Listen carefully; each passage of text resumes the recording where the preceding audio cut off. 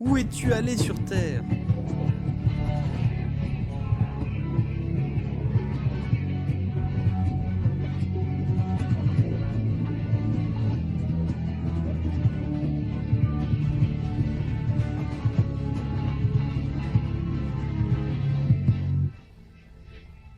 La fraude mortelle de Poutine a déclenché une révolte mondiale.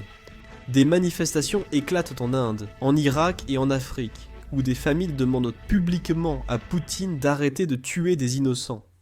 Poutine dirige un réseau mondial de traite humaine pour soutenir son invasion ratée. La guerre s'est si mal déroulée pour lui qu'il doit désormais tromper des étrangers pour les attirer en Russie comme étudiants ou touristes.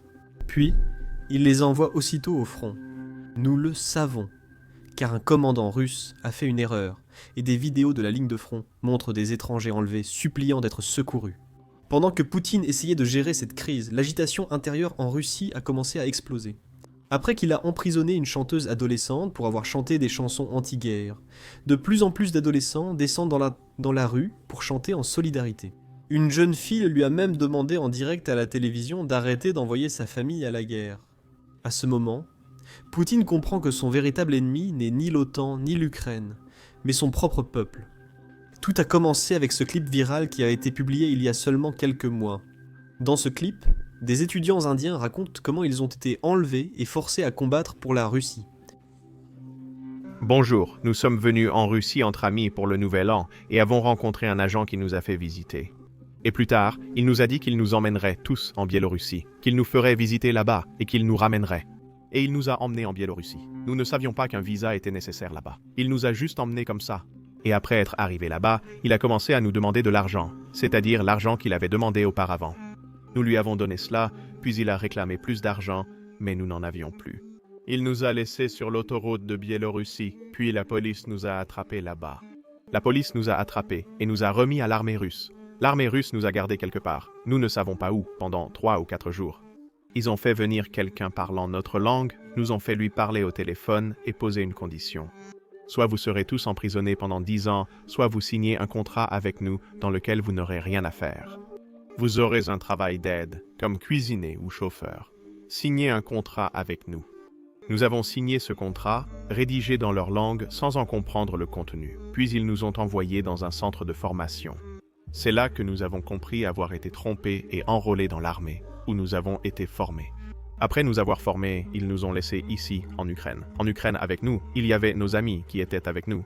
Ils ont été envoyés en première ligne avec d'autres amis. Et nous sommes 7 personnes à qui on dit que dans un jour ou 2, nous serons également envoyés en première ligne. Et nous devrons combattre dans la guerre. Nous ne sommes pas préparés à la guerre. Aucun de nous ne sait utiliser une arme. Pourtant, ils veulent nous envoyer en première ligne. Nous espérons que l'ambassade et le gouvernement indien nous feront sortir d'ici. Moi de l'ambassade et du gouvernement indien? Ce clip a été annulé. Des millions de vues dans les médias indiens et sur les réseaux sociaux indiens.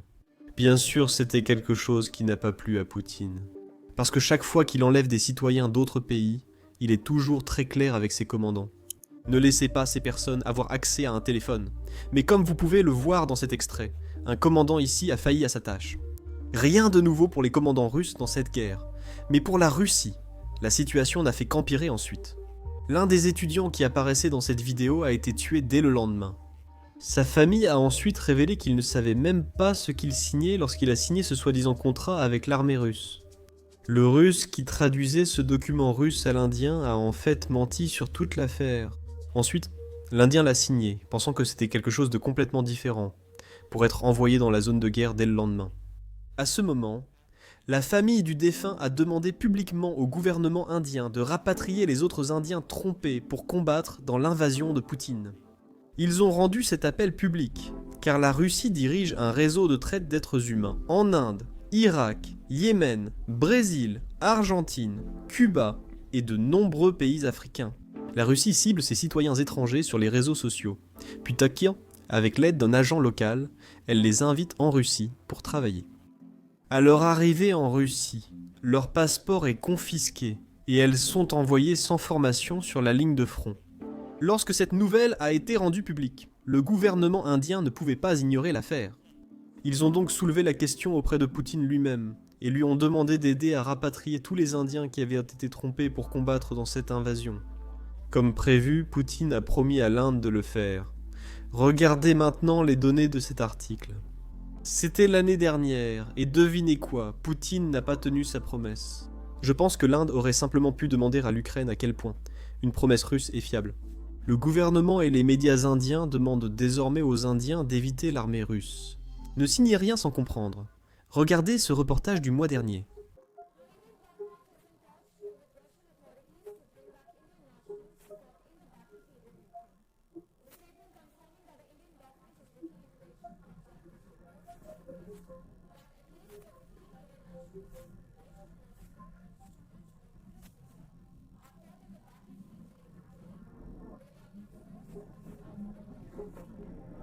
Le ministère indien des Affaires étrangères a déclaré que l'Inde est en contact avec les autorités russes à Moscou et New Delhi et a demandé la libération de ses ressortissants et que cette pratique prenne fin.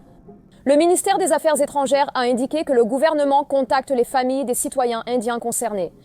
Il a même mis en garde les ressortissants indiens de ne pas accepter les offres pour rejoindre l'armée russe. Cela fait suite aux déclarations de 2 Indiens cités par la publication, disant avoir été attirés en Russie pour des emplois dans la construction, mais envoyés dans la zone de conflit. Comme je l'ai dit, ce rapport date du mois dernier. Du 4 novembre, il y a seulement 2 jours, la situation s'est aggravée. En Inde, des manifestations ont éclaté après la tromperie et la mort d'étudiants indiens piégés pour combattre dans la guerre de Poutine. Les familles de ces étudiants ont manifesté pour demander au gouvernement de ramener leurs proches. Et ils ont publiquement appelé Poutine à arrêter de tuer des Indiens innocents. En fait, l'une des familles a également confirmé que 2 étudiants ont déjà été tués, mais que les corps ne leur ont pas été rendus. Nous avons maintenant plus de détails sur toute cette affaire, parce qu'un des étudiants qui était avec ce groupe sait exactement ce qui s'est passé, et il a récemment donné une interview. Voici les détails. Je suis mort souvent, frère. Non, c'est mauvais là-bas. Oui. Beaucoup sont morts, frérot, c'est mauvais là-bas. Tu vis dans une tranchée et tu pars à l'assaut comme fantassin. Tout va mal là-bas. Oui, mon pote a signé un contrat et 10 jours plus tard, c'était fini pour lui. Il est mort. 3 à 5 autres ont signé le contrat. Non, j'ignore où il est. Où ça? 10. Le corps, aucun corps. Tout va mal à Pokrovsk. Mon ami est mort là-bas, à Pokrovsk. Récemment, il y a 1 mois, il était un homme d'assaut. Ils ont creusé des abris pour y vivre. Il est venu à Moscou en tant qu'étudiant. Et puis, il a vu que si tu signes un contrat, tu reçois 2 millions de roubles. 24 600 $. Il avait 24 ou 25 ans, il était jeune, 24 ans. 25 ou 26 ans, c'est un jeune homme.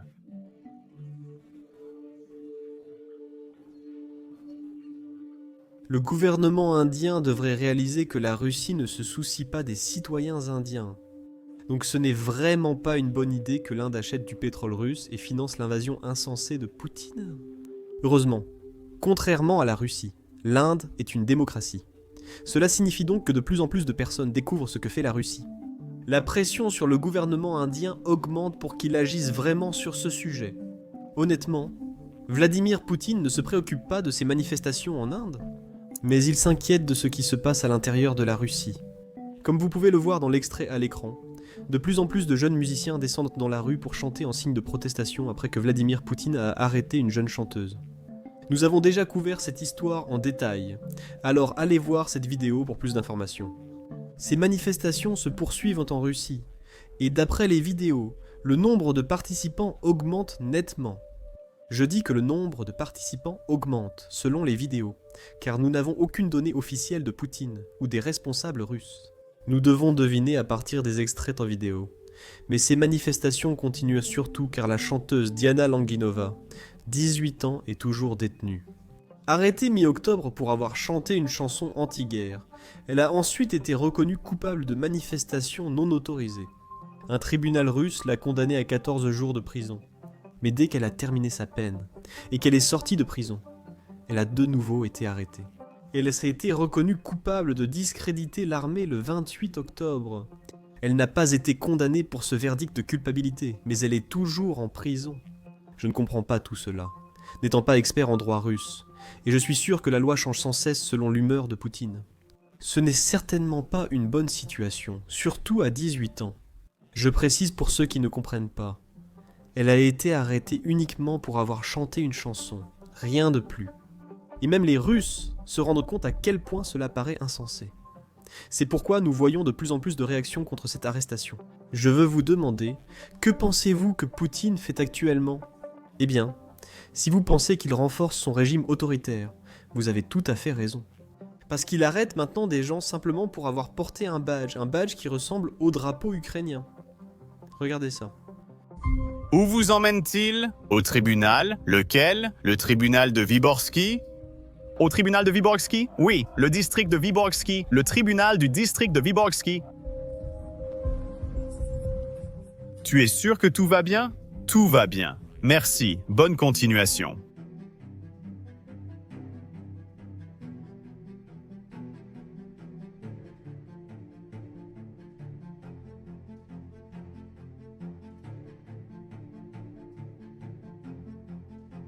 Maintenant, malgré tous ces crimes de guerre, je suis presque sûr que Poutine reste un être humain. Donc, cela devrait vouloir dire qu'il ne fait pas de mal aux enfants. Au moins 7 personnes ont été tuées, dont 2 enfants, après que la Russie a lancé une vague de frappes sur l'Ukraine. L'attaque a eu lieu peu après l'annulation du sommet entre Donald Trump et Vladimir Poutine. La Maison-Blanche impose de nouvelles sanctions à Moscou.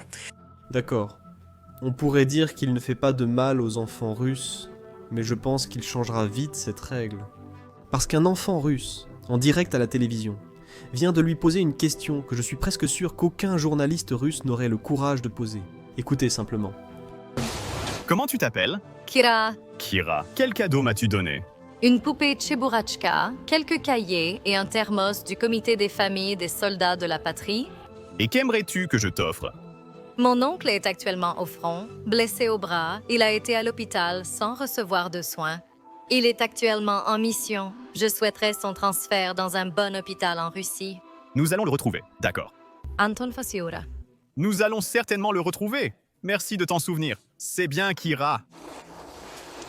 Maintenant, si vous êtes quelqu'un qui n'a pas suivi ces manifestations qui se déroulent en Russie, ou si vous êtes quelqu'un qui veut simplement des informations à jour sur ce qui s'est exactement passé, hier, nous avons publié un article détaillé sur Substack concernant cette situation. Cet article offre encore plus d'infos que notre dernière vidéo d'il y a une semaine. Consultez-le attentivement. C'est le premier lien en description. Pour suivre l'actualité, retrouvez-nous sur Substack. Je m'appelle Sam, à bientôt.